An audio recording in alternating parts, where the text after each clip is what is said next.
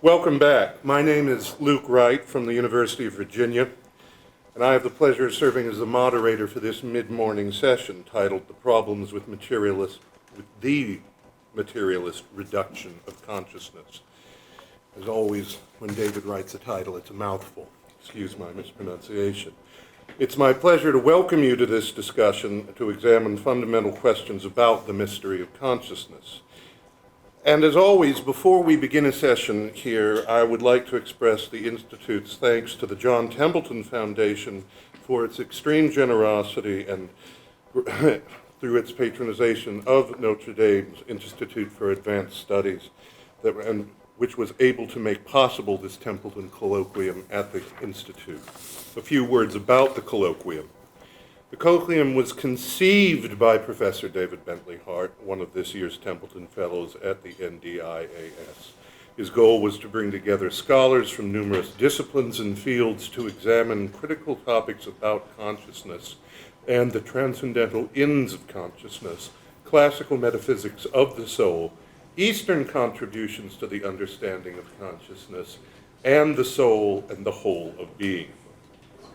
His intent was to have our presenters, moderators, and you respond to, comment on, and engage Professor Hart on what he presented in his introductory essay, to offer additional ideas, comments, and questions. And the you in that indicates, preceded by the and, indicates all of those out there of you who are watching us on the live feed. You may offer your questions via Born Digitally media.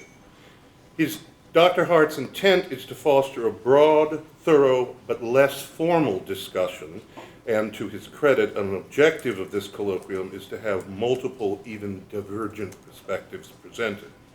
This mid-morning session will have two parts as follows. First, Janet Soskis and Gerald McKenney will present their thoughts on the materialist reduction of consciousness. Following their presentations, we may hear from David Hart, who has the option of providing a brief response and commentary, an option he is well known for usually taking up. The second part will consist of larger discussions for all of us here in the greater community. This will include time for your questions and comments, as well as those, I repeat, from individuals watching this session via the NDIAS website and posting questions via email. Our presenters this morning, as I said, are Janet Soskis, Gerald McKenney, and David Hart. Janet Soskis is the professor of philosophical theology at the University of Cambridge and the president of Jesus College, Cambridge, a college dear to my heart because it was Coleridge's college and a place that I have spent a great deal of time in wearing my hat as a scholar of Coleridge's philosophical theology, tracing his reading during his time there as a student. A very beautiful place which all of you should visit if you get the chance to go. This is not an invitation to, in the English phrase, knock up Professor Soskis while you're there. She is the author and co-editor of a myriad of works, including The Kindness of God, published in 2007, Sisters of Sinai, How Two Lady Adventurers Discovered the Lost Gospels, published in 2009, Creation and the God of Abraham, of which she is a co-author, published in 2010. Professor Soskis is a past president of the Catholic Theological Association of Great Britain and the Society for the Study of Theology. She is currently a director of the Bible and Classical Antiquity in the 19th Century Culture Project through the Center for Research in Arts, Social Sciences, and Humanities. Gerald McKenney is the Walter Professor of Theology at the University of Notre Dame. His research and teaching focuses on moral theology, Christian ethics, and the ethics of biotechnology. His several books include To Relieve the Human Condition, published in 1997, which received sorry, my script put the comma in the wrong place. Also, a Choice Outstanding book, that's an award given by the journal Choice. The Analogy of Grace, Karl Barth's Moral Theology, published in 2010, and Darwin in the 21st Century, Nature, Humanity, and God, which was written with Philip Sloan and Catherine Eggleston, and that was published just in 2015. He is nearing the completion of yet another book on Christian ethics and biotechnology, and has begun work on an additional book focused on eschatological political theology. For 8 years, he has served as director of the John J. Riley Center for Science, Technology, and Values. David Bentley Hart, as you may have heard, is a recent holder of the Danforth Chair at St. Louis University and currently serves as a Templeton Fellow at NDIAS. He specializes in philosophical theology, systematics, patristics, classical and continental philosophy, and Asian religion. His most recent work focuses on the genealogy of classical and Christian metaphysics, ontology, the metaphysics of the soul, and the philosophy of mind. The author of many books and more than 150 articles, his most recent works include The Beauty of the Infinite, published in 2003, The Doors of the Sea, published in 2005, In the Aftermath, published in 2007, The Atheist Illusions, published in 2009, and The Experience of God, published in 2013. In addition to his many prestigious fellowships and awards, in 2011, Professor Hart was awarded the Michael Ramsey Prize for the Church of England. First, please welcome Janet Soskis.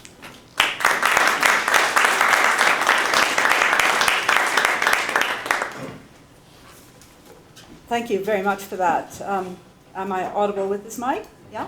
Thank you. And indeed, thanks very much to the Institute, particularly to Dunstan, Luther, and Grant, who've done so much to make it possible for me here, and to David for bringing us all together in this wonderful consultation on mind, soul, world, consciousness in nature. And as you know, the brief for this session is the problem with the materialist reduction of consciousness. I'm going to take a certain amount of liberty with that, because we were also told in our briefing to depart from this, and indeed David has repeated that generous invitation, and I shall do so. But just to begin there, materialist reductionism is, it seems to me, the default position of modernity, and sometimes called secular modernity. But my fear is that much of religious modernity is infused with a naturalism which, while often ostensibly in aid of Christian apologetic, cripples at the outset the apologetics task. Let me give just a couple of examples from secular modernity, and here's one that relates to our topic, materialist reduction of consciousness, from Jerry Coyne, professor of ecology and evolution at Chicago, who says this in an article on free will. Among virtually all scientists, dualism is dead. Our thoughts and actions are outputs of a computer made of meat, our brain, a computer that must obey the laws of physics. Our choices, therefore, must obey those laws. This puts paid to the traditional idea of free will, that our lives comprise a series of decisions in which we could have chosen otherwise. We now know we can never do otherwise, and so on. Well, Coyne is a bit brassy and eliminativist, but with a common outlook, at least among certain kinds of philosophers and philosophers of mind. And while his view on free will may be contentious, the implication that our thoughts and actions are outputs of a computer made of meat is put before us here as a fact, the only and inevitable successor of what we're told is the now dead argument for dualism, killed presumably by the advance of scientific understanding. Now, another that is not related to consciousness, but just general materialist reductionism, comes from a popular British television personality, Brian Cox, who in one of his programs showing him visiting an ashram in India comments, their holy books teach that the universe has existed long before the gods, on which he comments, at last, a truly scientific religion. Now, Cox and his producers are, from their point of view, clearly just stating an unobjectionable truth to what is obviously and generally agreed. There's no sense that this naturalism itself is a metaphysical position that can't be read off the facts of the world or argued for on the basis of science itself. This kind of scientism not science, pervades a good deal of religious apologetic in modernity too. The world is accepted, is given to us by science, so let's see how religious faith can be made to fit in with it. Indeed, I wonder if David didn't sense elements of this in his initial broad brief to explore the place of mind within nature. Thus, his typically bold inversion of the problem, the place of nature within mind, the rough starting point for his essay in a generously conceived theistic idealism. For even the framing of the discussion as to do with nature in this way, the place of mind within nature, is freighted with assumptions, not David's, I hasten to say. Nature is not a neutral term in the texts of early modernity. It's a way to be free of God. But as the wonderfully articulate Rabbi Neito, a 16th century Sephardic rabbi in London, put it in response to just these suggestions, Jews don't believe in nature, they believe in creation. But this is only to say, before we start playing the game, we need to be conscious of who's laid the chalk lines out on the field. My own brief falls within the problem of materialist reduction of consciousness, of which I take coin with his talk of brains as computers made of meat to be an instance. But I'm taking David at his word to say that he wants us to use this as a broader point of departure. And it's a great pleasure to be in conversation with the particular people David has chosen to be here. Indeed, I'm rather glad to be going first because I think a lot of what we'll say will come from very common places. But I think it will be very productive nonetheless. So David, amongst many people here, have been amongst those who have in the past 30 years worked hard for recovery of Christian metaphysics. And while this may appear to be mere intellectualism at the periphery of Christian life and practice, and David Hart's own briefing paper, I sense, would be hard to preach a sermon from, I want to suggest that the opposite should be the case. Because what is at stake in this recovery simply is the Christian doctrine of God. The God who creates and saves, the God revealed in Scripture, the God to whom we pray, our help in ages past and hope in years to come. It could not be more central. I want to put these issues on the table as a framing for our discussion of the project, fully aware that so many in the room have already committed richly to this discussion. When I think back to the time when I was newly a graduate student in philosophy of religion, and for that matter quite recently a Christian, we were faced, this was at Oxford, with dispiriting stuff.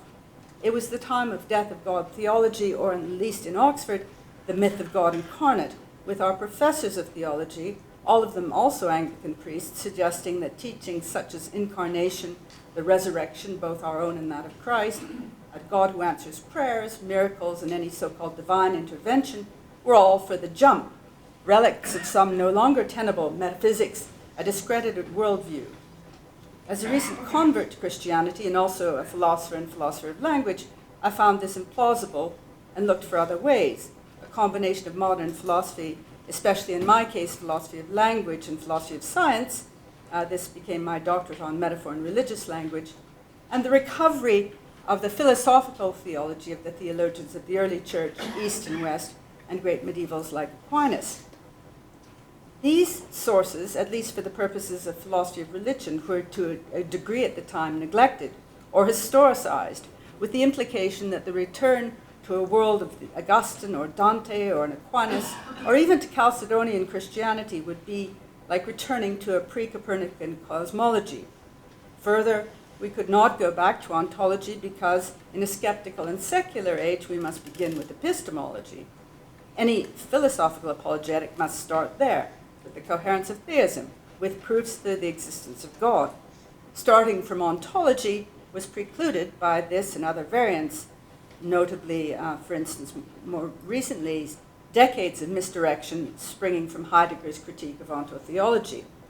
I'm speaking telegraphically here because others in the room have written on this topic so well. Alternatively, there was a Barthian rejection of philosophy altogether as inimical to revealed religion, an alien Hellenistic interloper. This was, of course, to reject 1,000 years of Christian thought and practice, not just the medievals, but also Augustine, the Cappadocians, Damascene, and Hilary of Poitiers, whose work in the very least, would need to be purged of dubious, unscriptural metaphysics. And what I think was normative and most devastating was the loss of transcendence. There's many ways of diagnosing this, whether it was the advance of nominalism or Kant's critiques. Myself, I have chosen to focus in the past 10 years anyway on the loss of the proper teaching about creation, the obfuscation that occurred with so much energy going to creationism in the modern vein, and the neglect of what I take to be the classical Christian teaching of creatio ex nihilo. But in fact, I would say that you can't purge Christianity of metaphysics because metaphysics is already there in scriptures, at least those scriptures of Second Temple Judaism and the New Testament. And what was particularly getting lost was the radical notion of divine transcendence, and that this notion entered the philosophical bloodstream, at least, if not only, with Jews like Philo and the Christian theologians of the early church. For my own part, I've wanted to keep the recovery of Christian metaphysics close to creation ex nihilo because of that doctrine's closeness to Scripture, and because it represents a way to speak to evangelical Christians who may find a lot of the more metaphysical language of this colloquium a bit alienated, however warranted it may be. David has argued, as have I and many others here, that the emergence of the doctrine of creation ex nihilo marked a rupture, or at least a radical breaking in, to the course of ancient metaphysics and the ancient doctrines of gods in creation. Creation ex nihilo, I would argue, emerges in Second Temple Judaism and passes into early Christianity, where, after bedding down, it becomes foundational orthodoxy by the 4th century. It's not, to my mind, stated straight out in Scripture, but nor is it an exiguous add-on of Greek philosophy. On the contrary, creatio ex nihilo is arguably not a teaching of classical Hellenistic philosophy at all. David Sedley, at least, argues so in his recent Creationism and its Critics in Antiquity, that even a divine creator, Sedley argues, would, like any craftsman, have to use pre-existing materials, is an assumption that the ancient Greeks apparently never questioned. I've now, in the coffee break, I've been sort of side-railed on this, but we can debate it. Anyway, Greek philosophers had creationisms in abundance, but they didn't have the radically transcendent deity of Christian orthodoxy. And I don't want to get bogged down in a genealogical argument. It doesn't matter to me if there are pagan precedents for this radical divine transcendence. It certainly is the driver of Scripture that is the driver for Philo and the theologians of the early church. And this affects their views on religious language, which has been my preoccupation over many years. Philo saw already that the radical transcendence of the Creator God sketched in the Psalms and Isaiah doesn't merely qualify, but entirely cripples what we can say of God. God creates all that is, matter, space, and time itself. Yet all our human language is forged in and for its appropriateness to these things. As Moses Maimonides was later to point out, even to say God exists in the way we would say it of things cannot be said of God. God is wholly other, yet holds all things in being. God is being itself, not a type of thing. This is a metaphysical and religious conviction, while arising from the creation theology of Psalms and Isaiah, of Paul and the Gospel of John, is not tied to any pre-Copernican cosmology, or I would suggest any cosmology. As a truly Christian doctrine of creation, it's fully compatible with modern science. But in modernity, in the secular age, if we wish to call it that, God has become terribly small. Notoriously, this is so amongst campaigning new atheists, who speak of God like a tin pot tyrant, an unaccountable mythical interloper into the fixed causal order. But one has sadly to admit it amongst religious apologists themselves. How much ink has been spilt musing over the past 30 or 40 years on how it might be that an immaterial God could relate to a material or natural order, a parallel obviously to how mind can relate to brain. Any number of projects, and well-funded projects in science and religion, seem to have the aim of constructing a suitably agile and nimble God of the gaps, or of discovering yet more slender gaps for this slender God to squeeze through. These projects, I believe, like David Bentley Hart, are doomed to failure, not because of inadequate science, but because of a failed doctrine of God, a God who is an entity amongst entities a God too small. Indeed, I think those who crafted the creeds wouldn't recognize the binary of immaterial God and material world, not least because the creedal confession is that God creates all things visible and invisible. Athanasius was clear that God creates souls and angels as well as ducks and dinosaurs. Well, maybe Athanasius didn't say it about the dinosaurs, but he might have done if he'd known about them. God's transcendence is not through being immaterial. It's of not being a creature at all, but the creator. As David Burrell, wonderfully of this university, Catherine Tanner, Rowan Williams, any number of speakers at this gathering have pointed out, God's relation to creation is not competitive in this model.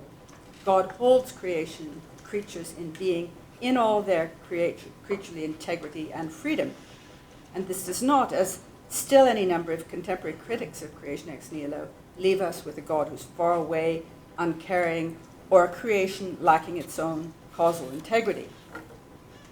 As an instance of this kind of comment still going on from a recent book on essays criticizing creation ex nihilo, one author wrote that while creation ex nihilo does underscore the reality and goodness of matter, good, it's a disempowered matter. And he went on to say, matter that has a beginning in the divine will is utterly contingent in the sense that it is ruled by and subjected to a free decision that is not grounded in anything beyond itself.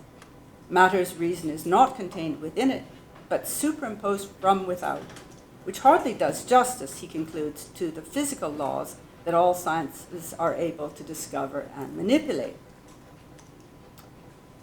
Maybe this kind of Christian position is not quite naturalism, but it does display a God too small. I think a God that is a cause amongst other gods, a God whose actions can only be conceived as competitive to those of the natural order. If it is not incoherent or scientifically outmoded, then why has radical divine transcendence become forgotten in so many modern quarters, still even today?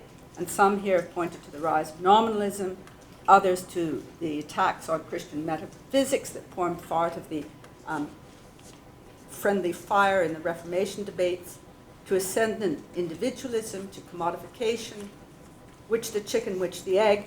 Some of the best philosophers of our time, also Christians, have tackled this. Charles Taylor, Alistair MacIntyre, in various guises.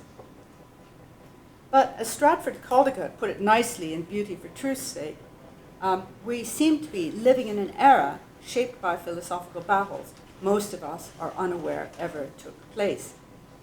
Materialist reductionism, like that of our TV guru, seem to feel no need even to argue for their position.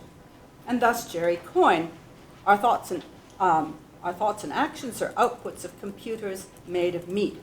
The computer obeys the laws of physics and thus no free will. Coyne may say that dualism is defeated, but his own argument still enshrines a binarism.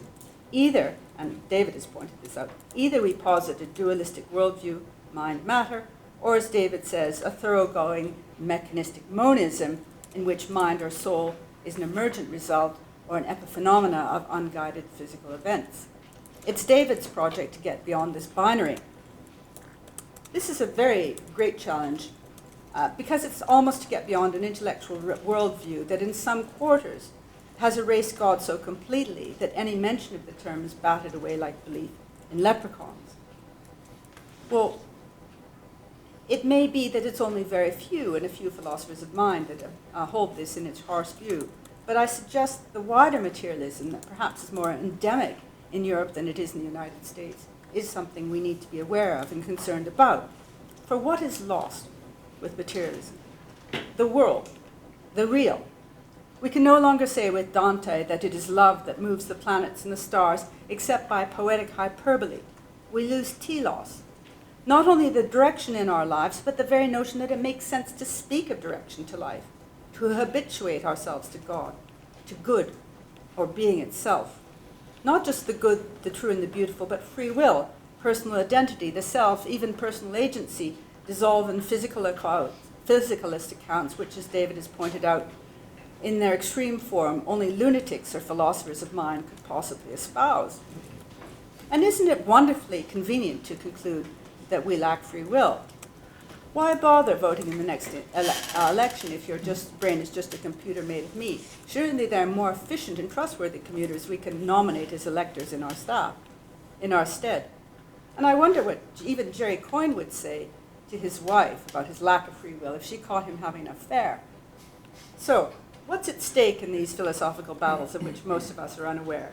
I hope David is successful in arguing that being and consciousness are inseparable, that in God they perfectly coincide, and that God is both unrestricted intelligibility and unrestricted intelligence.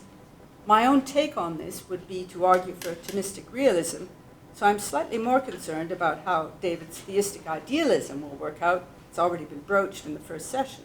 But I hope that since the ideas are the ideas of God, the difference with my realism will not be great, as it might sometimes appear in the paper.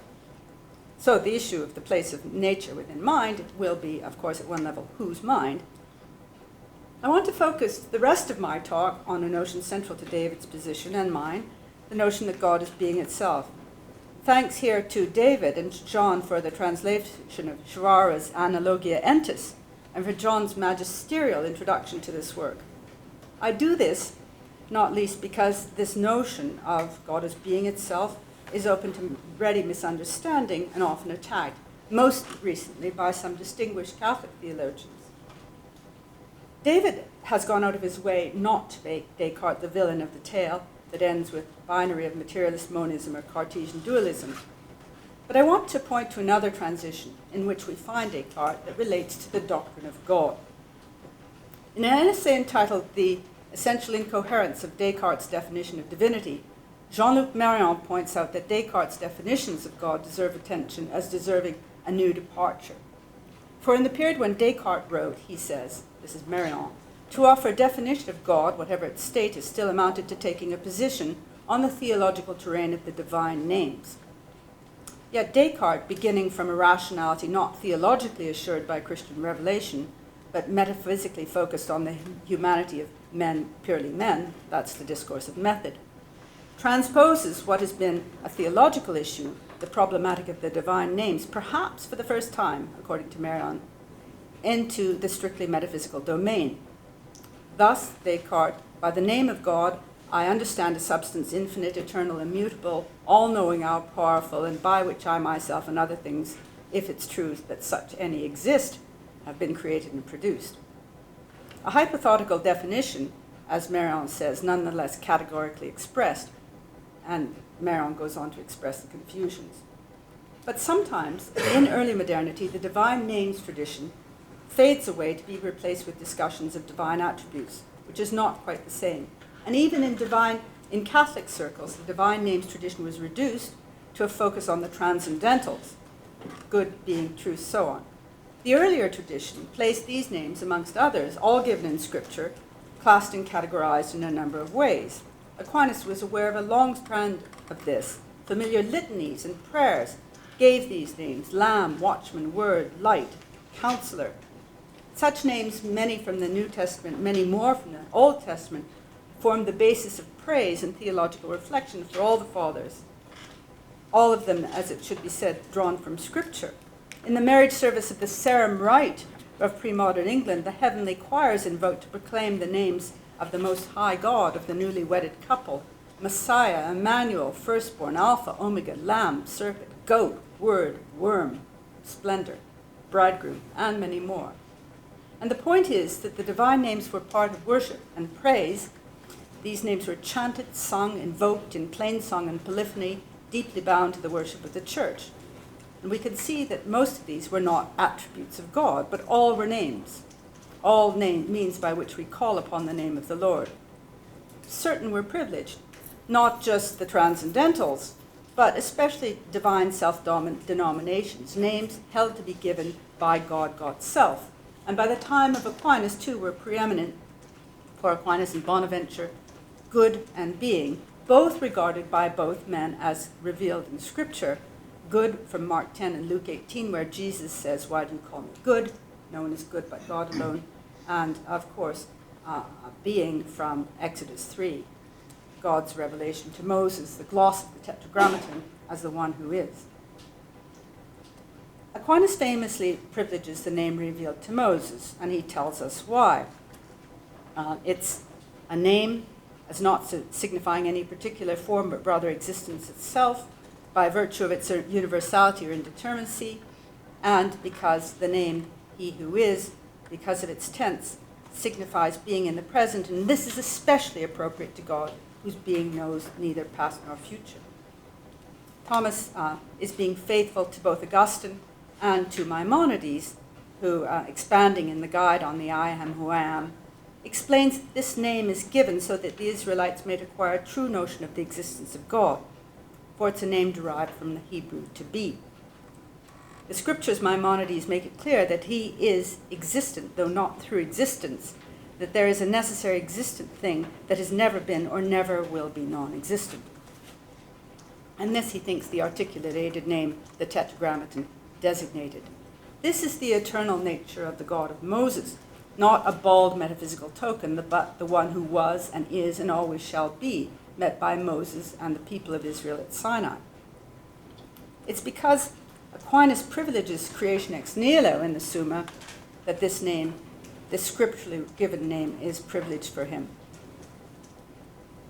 And it's this name and the citation of Exodus 3 that which Aquinas uses famously to unfold his 5 ways. Not, I think, here as proofs, but of way into his essay on the divine names, that's what he calls it, all of which, including the name being, denominate the God, who God is for us. For Aquinas, these questions concern how it is we can know what God is, or more accurately, in the first instance, what manner of being God is not. And it's under this chaste rubric that Aquinas discusses God's simplicity, perfection, and so on. So being as a divine name is privileged not as a description of what God is in God's self, but of who God is for us. God remains infinitely beyond our grasp, a point made eloquently at many points by John Betts in his introduction to Analogia Entis. In that sense, the brilliance of this move is that it addresses the epistemological quandary, who is God, by leading us to ontology, being itself, yet without the arrogance of assuming we have said what God is in God's self.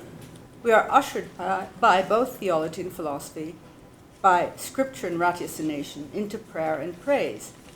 And it's then considerably mistaken to take these divine names out of the performative context and their anchorage in revelation and list them as qualities or attributes in a textbook.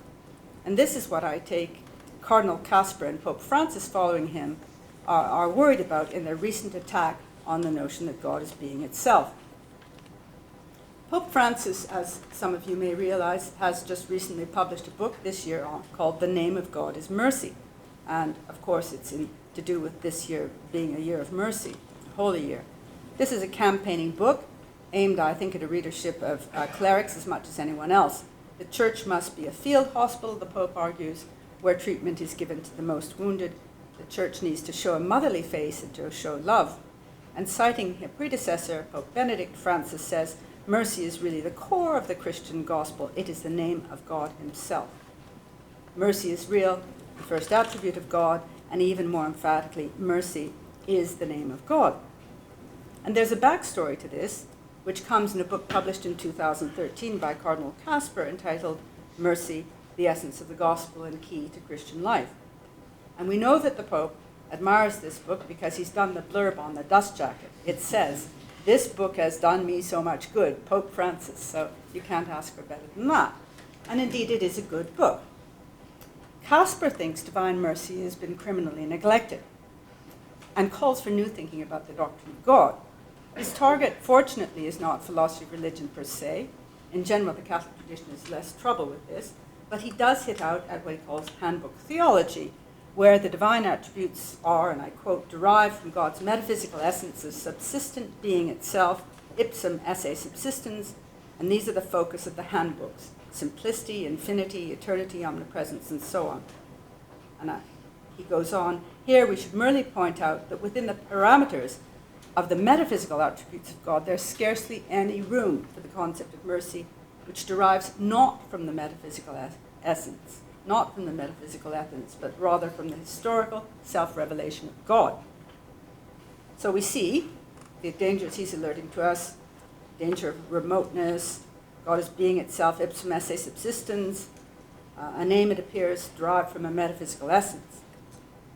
Casper wants us to go back to the whole context of the gloss on the Tetragrammaton in Exodus 3, and he's well to do so. Walter Moberly has pointed out there's only 4 points in the Hebrew Bible where God is represented as commenting on the Tetragrammaton, all 4 in the book of Exodus, and in each case to Moses as the recipient. There's Exodus 3, the burning bush, Exodus 33, where Moses is told to hide in the cleft of the rock, and Exodus 34 in 2 places where God passes before Moses in the rock. And it's to these later revelations of the name, these later glosses, that Casper suggests we look, in particular to Exodus 34, where the Lord articulates the Tetragrammaton, the Lord, a God merciful and gracious, slow to anger. This, Casper says, is not a speculative statement as a result of mystical experience, but a statement of faith on the basis of historical self-revelation. If I can bring this back to David's project, it seems to me important, not least in a Catholic context, that after decades of laboriously reinstating the beautiful and I believe biblically anchored notion of God as being itself as a linchpin of the creeds, we do not find it defenestrated by a leading Catholic theologian and the Pope. If being is an obtrusive alien metaphysical title, alien to Scripture, scriptural witness, we are basically nowhere. But I've been suggesting that it's not, and neither Aquinas nor, for that matter, Augustine, Bonaventure, or all these others thought it was. It's a name of ultimacy, a pointer beyond what we can comprehend to the very ground of being, and for that matter, a name of intimacy, as again, Betz, following Sparva, has pointed out many times. It is this transcendental total presence that gives us back the world in all its particularity. And we should remember it is a name not of a what, but of a who. The prolegomena to the Exodus 3 disclosure of the name is Moses being addressed by God, God saying that he has seen the sufferings of the Israelites. This is a God who enters into discussion with Moses, a God who, when Moses asks for a name, gives God a name, a God who gives the name that Casper glosses as being for his people. If I have a qualification to make in conclusion to Casper, it's that this name, being itself, doesn't derive any more than the name mercy from metaphysical essence, but from the historical self-revelation. It, too, is a name for us. And perhaps the best image of this intimacy is that of Julia Norwich in her vision of the world as a hazelnut in the palm of her hand, delicate, contingent, and fragile, yet she understands it exists because God loves it. The universe and all that is in it, fragile and contingent, yet utterly stable, because held in place by God's loving kindness. Now, Aquinas would have difficulties saying that the primary name of God is mercy. He discusses mercy at length, and mercy in his account is a contingent title in the way that being good or not, and so on. I must quickly speed to my conclusion, so I won't go into that now. I think we can resolve some of the difficulty we see with Cardinal Casper by saying that Aquinas does discuss mercy under the general rubric of caritas, and love. And we can maybe resolve the tension by taking mercy back to its source, a divine name, which is as privileged as being in good, which is the name love. It is through love. It is love through whom all things are made and for whom all things are made. It is, with nods to the Dante scholars here, love, not only in the life of the Trinity, which ad extra moves everything, but moves the planets and the stars. And for Christians, this who, this one who is, must be Christ. Understood in this way, invoking God as being itself is, well, perhaps something we need to do with pastoral sensitivity, is not alien to the piety of ordinary Christians, or to what I would call everyday common sense mysticism and metaphysics, not alien to the hazelnut Julian sees in the palm of her hand, or to a parishioner of Pope Francis when still in Argentina, and he tweaked her on how she could be sure that God forgives our sins. She replied, if God could not forgive, the world would not exist. Mercy and love, then, are perhaps not so far in the Christian imagination from the everlasting arms of the one who is. Or perhaps we could say even subsistence, ipsum esse subsistence, which, as Michael Hanby in his lovely recent book says, is but a metaphysical description for the act of love, which is God's triune being.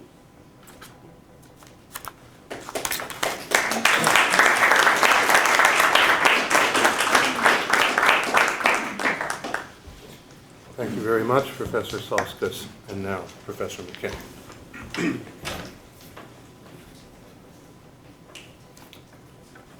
First, I'd like to thank David for inviting me to be part of this colloquium, and for all of you, thank all of you for being here.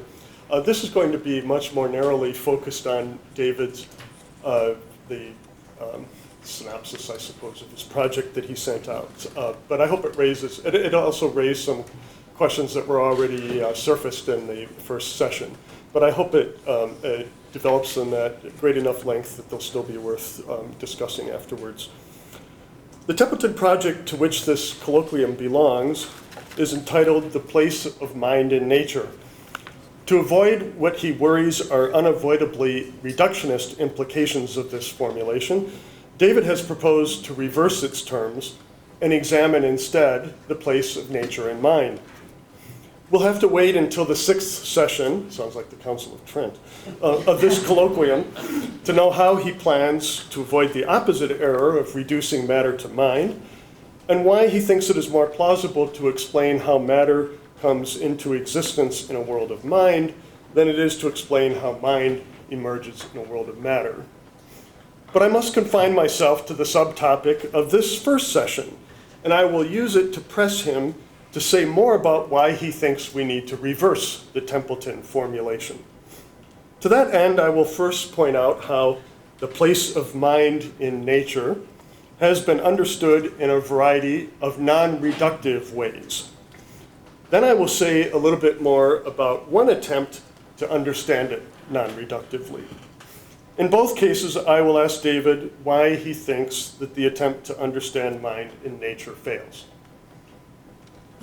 Before proceeding, I will confess that the topic of consciousness is rather distant from my field of Christian ethics.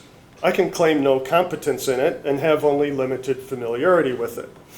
I expect that David, who is highly competent in it, has already thought of everything I will say. But as I mentioned, my aim is to press him to say more about why he rejects the place of mind in nature, and I will succeed in that aim if what I say gets him to do that. So first, some views of the place of mind in nature. David understands consciousness broadly to include, in his words, the entirety of mental life. He wants to keep in mind not only consciousness in its most basic sense, which I define as qualitative states of feeling or awareness that are experienced by a subject, but also cognitive operations, such as thinking according to the rules of logic, the transcendental conditions of thought, and Husserlian intentionality. The part of his project that concerns us in this section is the materialist reduction of consciousness, which for David occurs when mental states or operations are explained as instances or epiphenomena of physical causes. However, some of those who seek to understand the place of mind in nature do not attempt to explain mental states and operations in this way. And some of those who do attempt such explanations deny that the mental states and operations they hope to explain are reducible to physical states. If their views are viable, then one can examine the place of mind in nature without being a reductionist. I will illustrate this possibility by distinguishing reductionist theories of consciousness from some well-known non-reductive naturalist theories and lesser-known non-naturalist theories. For reductionists, consciousness really is something other than what it seems to common sense to be. What seem to be qualitative subjective states or cognitive operations are really just neural processes, electronical computations, patterns of behavior, or whatever. I agree with David that reductionists evade the problem of consciousness rather than accounting for it. But some people claim to avoid reductionism while still placing consciousness within nature. For these non-reductive naturalists, consciousness is more or less what common sense takes it to be, namely qualitative states of feeling or awareness experienced by a subject, yet it is nevertheless the result of natural causes. I will briefly introduce just three of these non-reductive naturalist views, and some of them were already mentioned. First, John Searle holds that conscious states are caused by the brain, and that the brain should be considered to be a biological organ just like any other one. He thinks that if we treat it that way, we should eventually be able to explain consciousness as a biological phenomenon, just as, say, digestion is. Second, Colin McGinn agrees with Searle that conscious states are caused by the brain. And he believes that someday we will probably be able to identify the brain events that give rise to conscious states. But he denies that our identification of the events that cause conscious states will enable us to explain how those events give rise to those states. The specific features that make conscious states what they are also make the kinds of accounts that we are able to give ill-suited to explain them. Finally, Thomas Nagel agrees with McGinn that physical accounts of conscious states leave out the subjective features that make such states what they are. But rather than resigning himself to the inevitability of an explanatory gap, as McGinn does, he proposes that some kind of non-materialist yet still naturalist theory, kind of theory which admittedly does not yet exist, would be able to explain consciousness. In addition to these three non-reductive naturalists, there are non-naturalists who deserve mention in this context because they hold that conscious states or mental operations are engaged in some way with the physical world, even if they are not the result of physical causes. There is therefore a sense in which they too are concerned with the place of mind in nature, while avoiding the reduction of mind to nature. For these non-naturalists, at least some conscious states are not brought about by natural causes of any kind, though they correlate with brain events, interact with them, and perhaps, as George Ellis has argued, act on them by a kind of top-down causation, which, thanks to the indeterminacy of random processes at the physical level, does not violate material causation. Having introduced these three non-reductive positions, my question to David is this: are they ultimately reductive? If so, then how? And if not, then is there a problem other than reductionism with examining the place of mind in nature? And if so, what is that problem?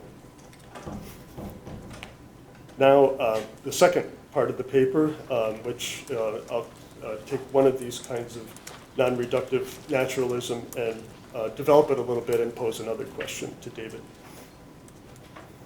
If I had the inclination and the background knowledge to engage in debates about consciousness, among the options I've mentioned, I would probably be drawn to a non-naturalist account, perhaps one like Ellis's, since non-naturalism seems, to me at least, to be easier to reconcile with a creationist as opposed to a traducianist account of the creation of the soul, which I think has sound theological reasons in its favor.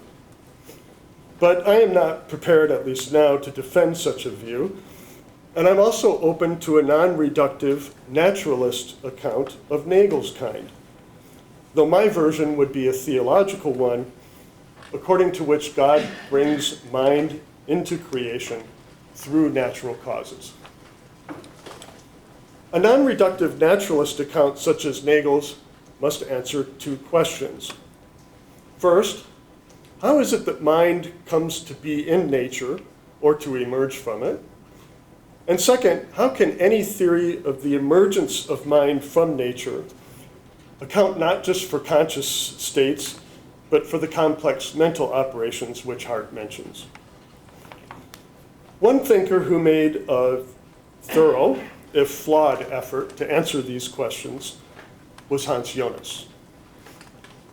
Unlike Leibniz, Whitehead, and Nagel, Jonas rejected the panpsychist view that in some form mind exists in the universe from the very beginning and is present in everything all the way down to elementary particles.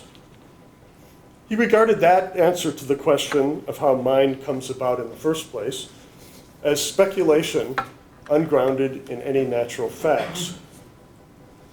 In his alternative view, mind emerges with organic life and is coextensive with it.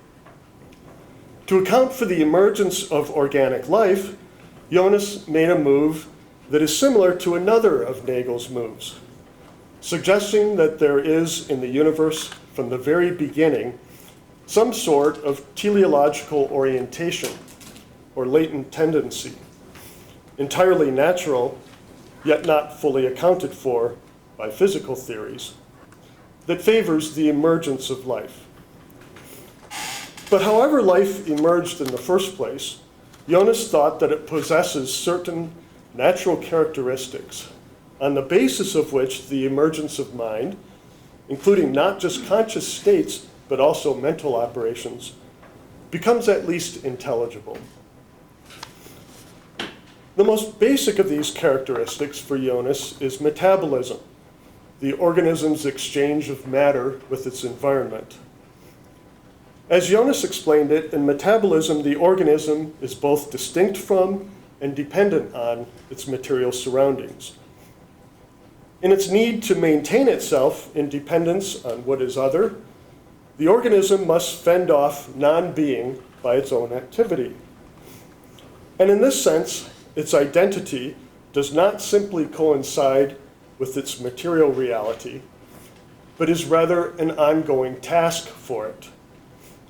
In Jonas's Heideggerian idiom, the organism, and not just Dasein, is the being whose being is at issue for it.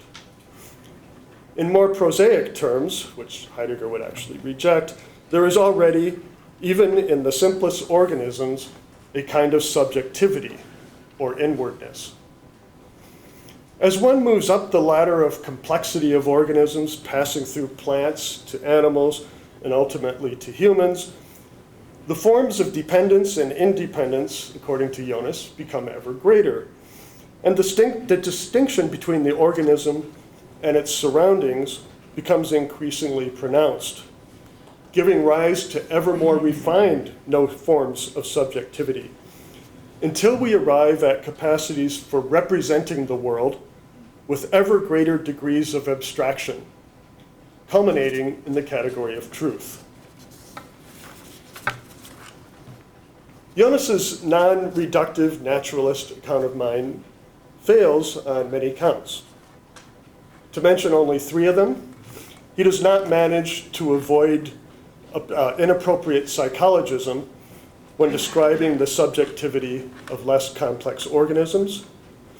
His speculations about the subjectivity of organisms of varying degrees of complexity are only loosely based on the biological facts to which he appeals, and he is often unclear whether he is doing a kind of Heideggerian phenomenology or translating Heideggerian phenomenology back into metaphysics.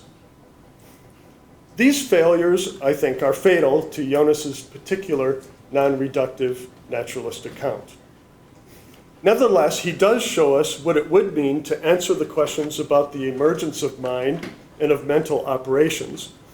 And it seems reasonable to think that if something like Nagel's non-physicalist yet still naturalist account of consciousness is viable, it is more likely to be found in a theory of organisms that avoids the reduction of biological life to chemistry and physics than in the attribution of mind or something like it to physical being as such. After all, we know of biological organisms that possess consciousness, but not of any elementary particles that do. If there is anything about such an approach that is theologically attractive, it is the suggestion that the capacities by which we image God most profoundly are intimately connected with the biological aspect of our lives, with all its vulnerabilities, dependencies, and limitations. And so I am interested in whether David would reject in principle this kind of non-reductionist attempt to account for the place of mind in nature, which would proceed from a non-reductionist conception of biological life. And if so, on what grounds he would reject it. As I said, I lean toward a non-naturalist account of consciousness, as Hart himself does, but I am not sure I have theological or philosophical grounds for decisively ruling out this kind of an attempt, and I wonder whether David does. I have probably already trespassed into the domain of the second session, and I've certainly ventured far outside the domain of my competence in putting forth these options that I am not really prepared either to defend or even to articulate fully. But I hope that I have complicated the assumption that to examine the place of mind in nature is necessarily reductionist, and have pressed David to offer his reasons for rejecting this formulation. If I have at least provoked him to do that, then I have done what I suspect I was invited to do. And all that remains for me to do is to thank all of you for listening.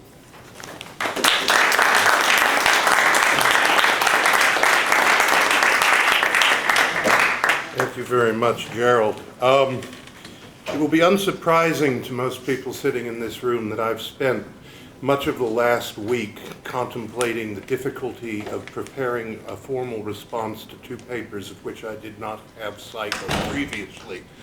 Therefore, I'm going to take what some might call the coward's way and others might call the wise man's way of taking the moderator's privilege to speak last and inviting Professor Hart to respond first. And he will need a microphone.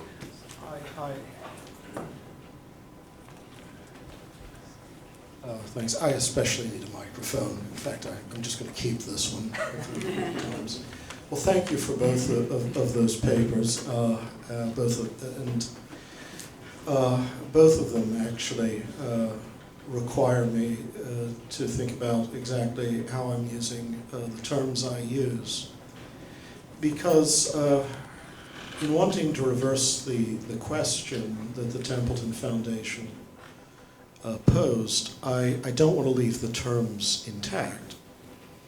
The point of the reversal is precisely to suggest that mind and nature cannot be conceived as an extrinsic reliance between nature conceived as a mechanical order of causes, mind as an instance of subjectivity of the Cartesian kind that subsists therein either as a stranger or even as an emergent consequence. And that's always the danger. Janet's paper actually reminded me more forcibly than was quite comfortable that one shouldn't, as I've been doing, allow myself the luxury of just using nature as a short form for the modern concept of nature, and then trying to position it in a destructive phenomenology. But let me ask Janet first, because Jerry actually asked me questions, which now means I have to reply, which I didn't want to have to do. So, but Janet, a simple question of theology. What has struck me in recent years when I've been talking about these things have been not just objections raised from the position of late modern mechanistic thinking of the sort that English-speaking scientists and philosophers presume, but deeply rooted assumptions in various theological schools. Because of my age, I was educated in theology in the aftermath of what we thought had been a decisive victory, for instance, in Catholic theology against what was then opprobriously called extrinsicism, right? But now they're very powerful. There seems to be something of a powerful reemergence of this notion of pure nature especially in American Thomistic circles, in which we're asked to contemplate a defense of a seemingly largely autonomous natural realm in which rational spirit can exist oriented to natural ends satisfactorily, in which the transcendent horizon of consciousness at best is an elicited curiosity about causes. The prompting concerns there are not materialist. They don't have to do with the rise of induction or of the mechanical philosophy or of a rescript for the sciences devoid of final causes, but a whole set of theological concerns inflected in a certain way regarding divine sovereignty, divine grace and merit, whether God owes the soul a final beatitude because its nature is oriented towards God. I'm just curious how you see the theological stakes, the theological issues unfolding in this regard, because it seems to me, I mean, for myself, obviously, I see this as a bad thing, this revival of this particular sort of what I could also Baroque Thomism. But what are your feelings about the theological? I mean, the theological contentions that this seems to not only to revive, but ways in which it's going to complicate a theological articulation of the sort of metaphysics and understanding of soul that you're so keen to urge. At least that's what occurred to me. That's my first question. I'll just stop and ask Janet. Yeah. Basically, I want you to be abusive about the sort of people that I want to be abusive about. Yes, okay, I'm happy to join you. No, you mentioned this to me briefly last night, and I haven't actually run across this form of particular form of Thomism or know what motivates it. But as you've sketched it, what would concern me is how much the driver for this is a driver to be in control of the natural and the human condition, and this perennial drive for us to, being judiciously apophatic about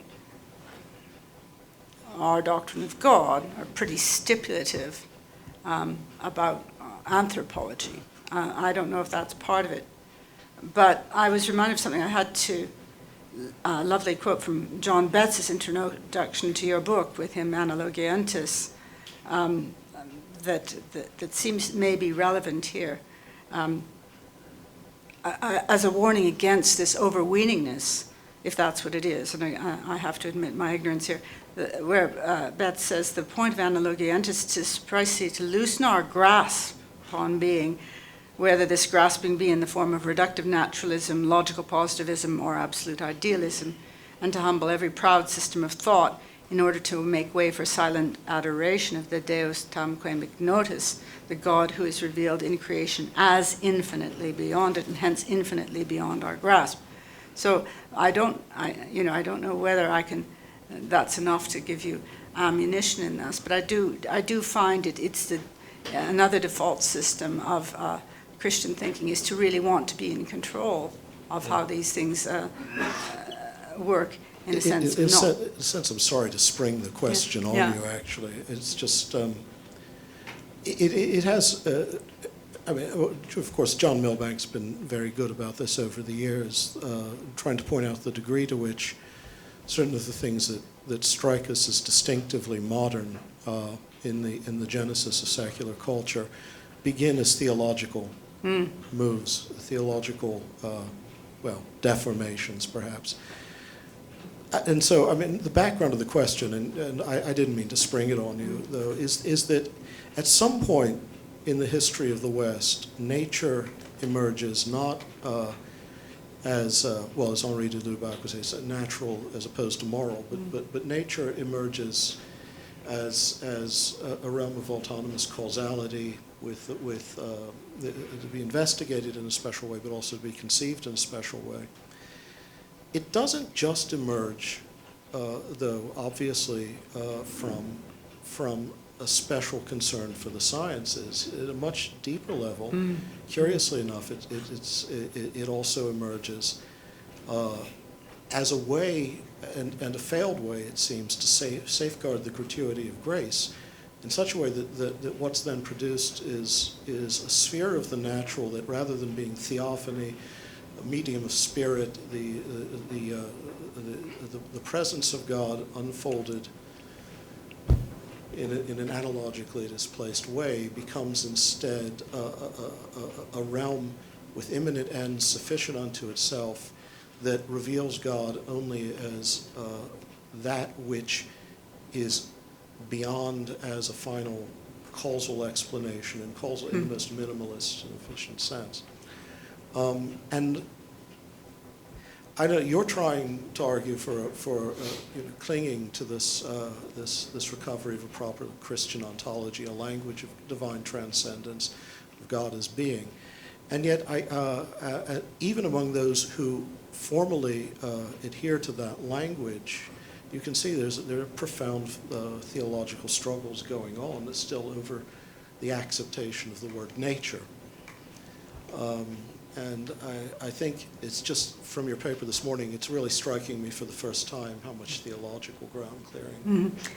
You know, I'm looking back to the back of the room to John, I suppose this concern might be behind the driver of those like John and my colleague Catherine Pickstock, who have wanted, with Catholic thinkers, to point to the rise of nominalism within this whole debate, with the squaring off.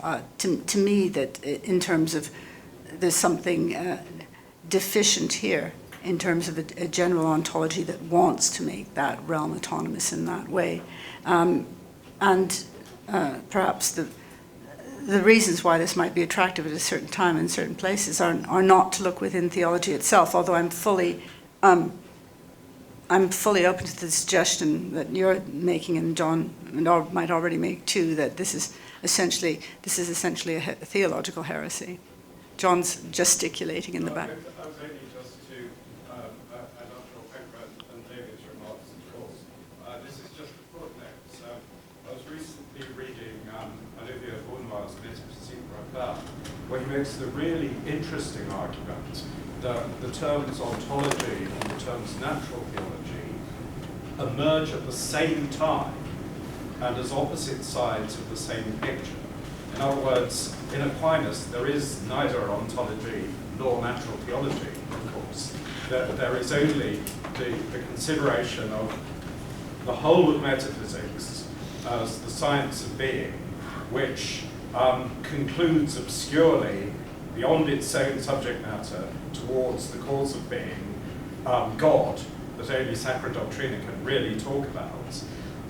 But then what happens eventually, and actually Bournois underlines that it's more Scotism than nominalism. That nominalism is really only a footnote to Scotism in lots of ways.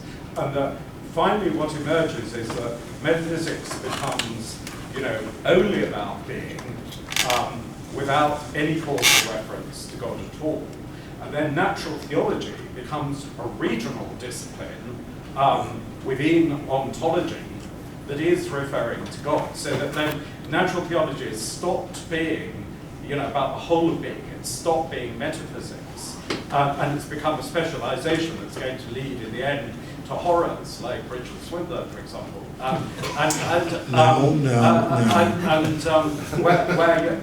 So theologians doing natural theology no longer think that they have to engage with the whole of philosophy and the whole of metaphysics, and you get bad specializations like philosophy of religion or even philosophical theology. It's not a sensible sub-specialization, because it's certainly not what Aquinas is doing. And so we stop doing the whole of metaphysics and that then pointing to God, and we have, on one hand, we have an ontology which is about a closed world in which you can treat finite existence as if, as Scotus already puts it, per impossibile, it was not created. And then that becomes, essentially driven by an account of essences somehow leading to existence. That goes into possible world theory, etc. eventually. And then you need natural theology, either because there's a gap, there's something missing that you need to explain, or you're invoking God only as a pure will who happens to have chosen this particular possible world. And then, of course, eventually that God becomes redundant.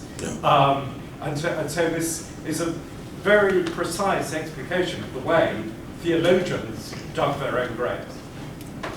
As always, a footnote by John Milbank is a treatise for a sane man. But yeah, no, I mean, I agree with all of that, and it actually disturbs me because I realize that there's a theological Auseinandersetzung that's reviving itself over just this issue, and then that does complicate the question of how you argue about consciousness, because you're now positing rational spirit as a function of a finite intellect that can rest entirely fulfilled in a natural end and can be prompted to that end intelligibly without the necessary prior sort of lure of God, the lure of the transcendent that already allows the finite to come into view. Anyway, those are a lot of other issues. To Gerald's, I don't want to soak up the time here. I will say this, as I already said, in reversing the term mind and nature to nature and mind, I don't want to leave the terms intact. And I'm willing to give up the general designation theistic idealism. I'm just trying to find neutral titles to hang on these positions as starting points, but I'll toss that aside. Thomistic realism, that's fine too. It's just the understanding, however, again, that I want to urge of a different metaphysical model is to recognize that when we talk about matter and spirit in the context of, say, classical Christian metaphysics, we're not talking about two extrinsic properties that come into a relationship, and even the material is itself, even matter itself is the level of potentio which comes into being act of spirit. Everything is already spirit. Everything is already soul. Everything is within soul, and soul is within spirit.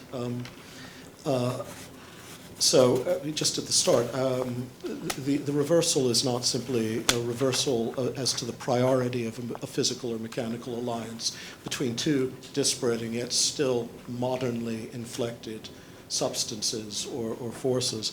As for non-natural or non-reductive naturalism, I'm familiar with quite a few cases of it dealing with philosophy of mind. The problem is, as non-reductive as we make them,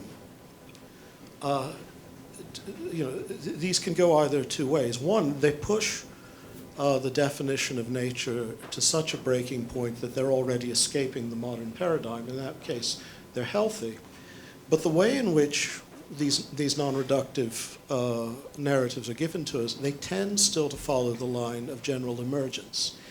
And so the phenomenological problems, and this is why I would urge that taking what we can from a phenomenology of consciousness remain in place. You still have to find some way of accounting for both the unity of consciousness, say, and the intentional horizon of consciousness within that narrative in a way that still would seem to be necessarily reductive. You have to be able to say, even if there's a reciprocal causality or a top-down causation, the premise for most of them, at least with which I'm familiar, is still the basis of that non-reductiveness is a tacit reductionism to a kind of material ground which will then yield, nonetheless, causally, can still naturally yield effects that, even according to a somewhat loosened up understanding of mechanical nature, still seem to be not so much emergent as magical transitions. I mean, because how you want to preserve, say, the accumulation of certain complexities, albeit according to a general teleology. Nonetheless, those complexities are supposed to yield a unity that in its indivisibility seems then impossible to take apart. I think that's true in many cases. I don't think it's true in Jonas's case. It is not true in Jonas's case. There's nothing there that at some point for Jonas emerges that wasn't already existent in an antecedent form from the unless you want to say that life itself emerges, and at that point he has to do the same move that Nagel does, which is to say that there's somehow some bias towards it, I guess if you will, in the universe. But given biological life, I don't think that is the case with Jonas. I think subjectivity, inwardness, whatever is there from the beginning. I think he offers an account of how it becomes increasingly complex as in consonance with greater complexities of organisms. And I think he even is able to explain how it is that the over-againstness of the organism in its environment and it already prefigures abstract representation. The organism's own need to sustain itself in relation to another is a very primitive version of a relation between thought and object, between subject and object that we find in abstract thought. I think what Jonas does say is once the emergent aspect of the theory, I suppose, is that once we have capacities like abstraction, we can apply them to realities other than purely natural realities. But I don't see a problem with that. I'm afraid I still do. Because again, it seems to defer the same structural problem. Say consciousness has always been there. Consciousness is what? What is the property that's becoming more complex? And again, in the structural problems of consciousness still then are being accounted for in one way or another. At least, and I'll admit I haven't read Jonas for about 5 years, so if I'm doing him an injustice, I apologize. Nonetheless, the causal ground of that is either a sort of consciousness stuff.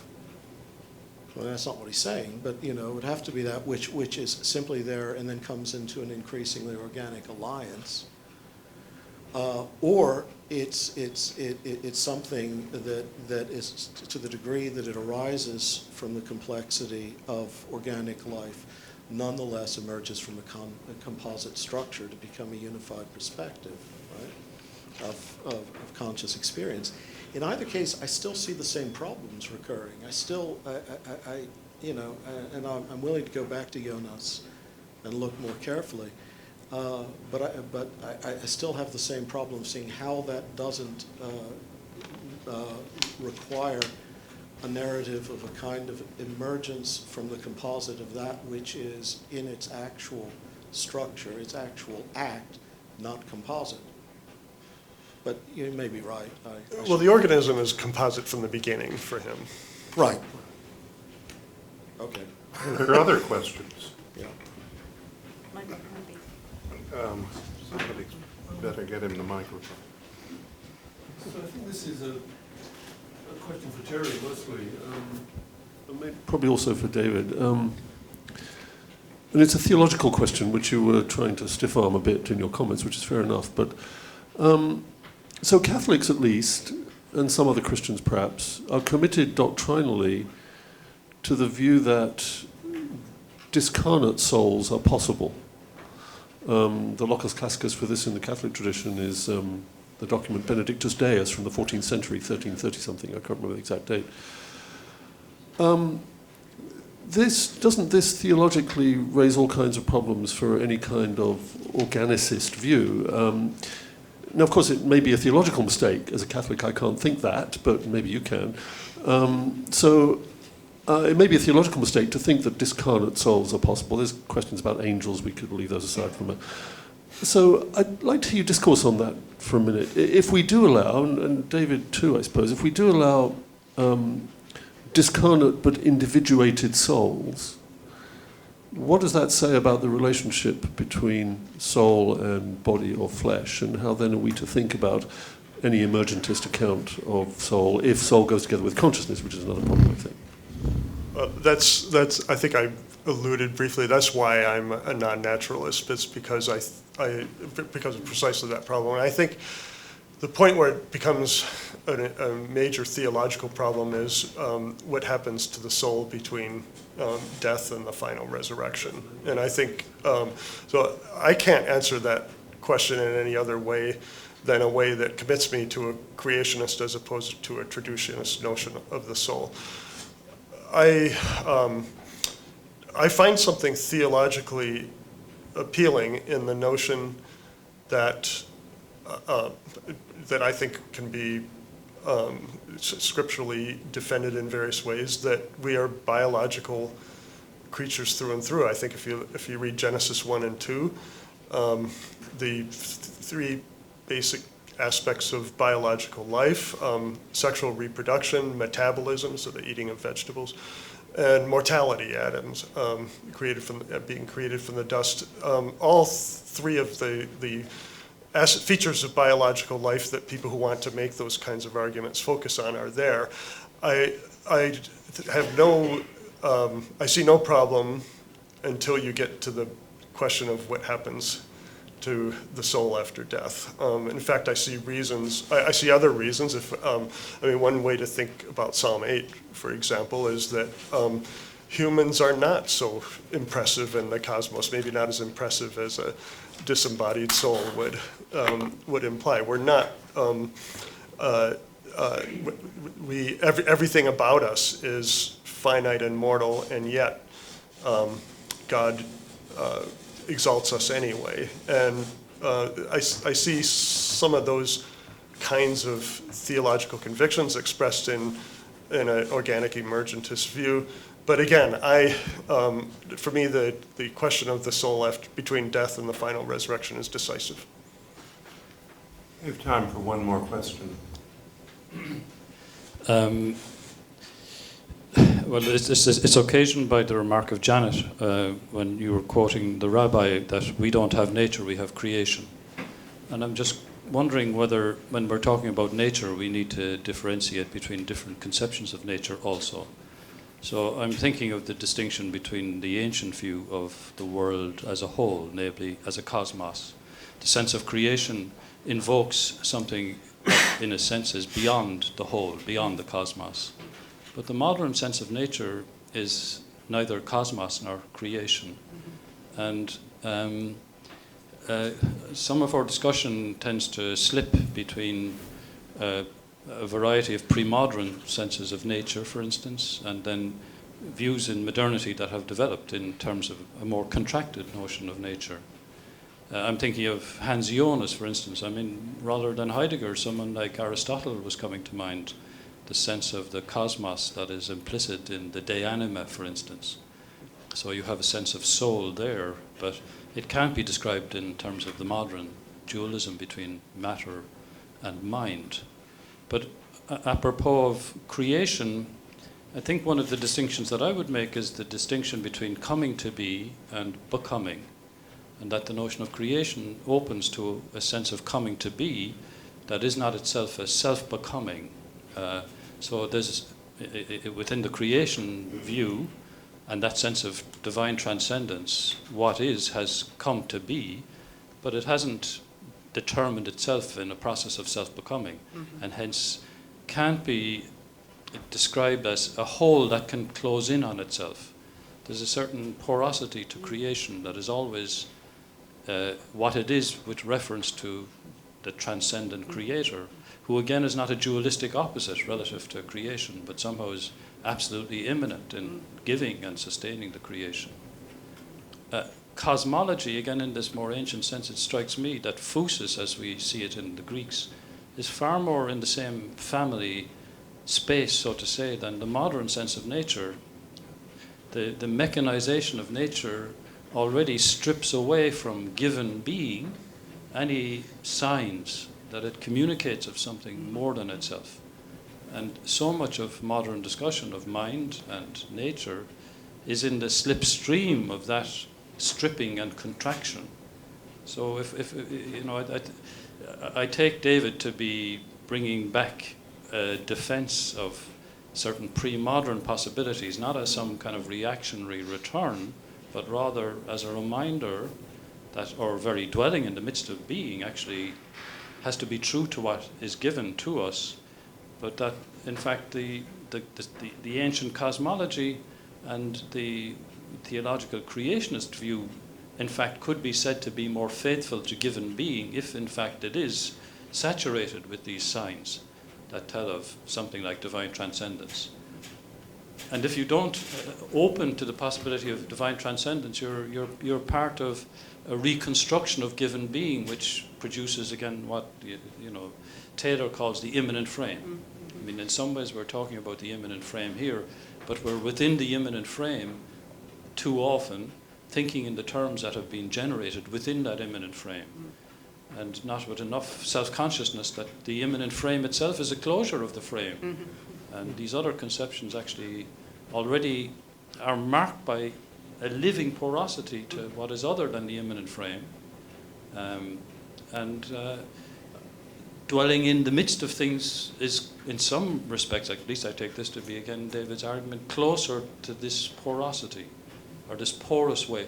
You know, Taylor talks about porous selves in the pre-modern time, and then talks about buffered selves. But the notion of porosity actually is not just modern or pre-modern or ancient. It has a kind of applicability in an ontological and metaphysical sense that isn't to be confined to any particular epoch.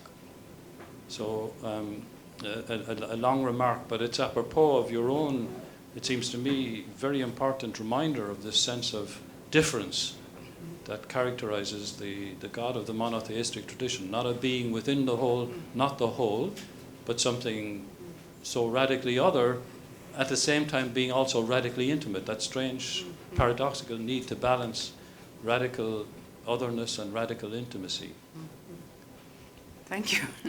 Well, time marches on. And it falls to me to say a couple of closing words. When I was asked to chair this panel, I went back to one of my formative influences in my entire intellectual life, Michael Polanyi, and I settled on a very late article that he published in 1967 in a journal called Chemical and Engineering News. This is a weekly, and trust me, it is a journal written by scientists, read only by scientists.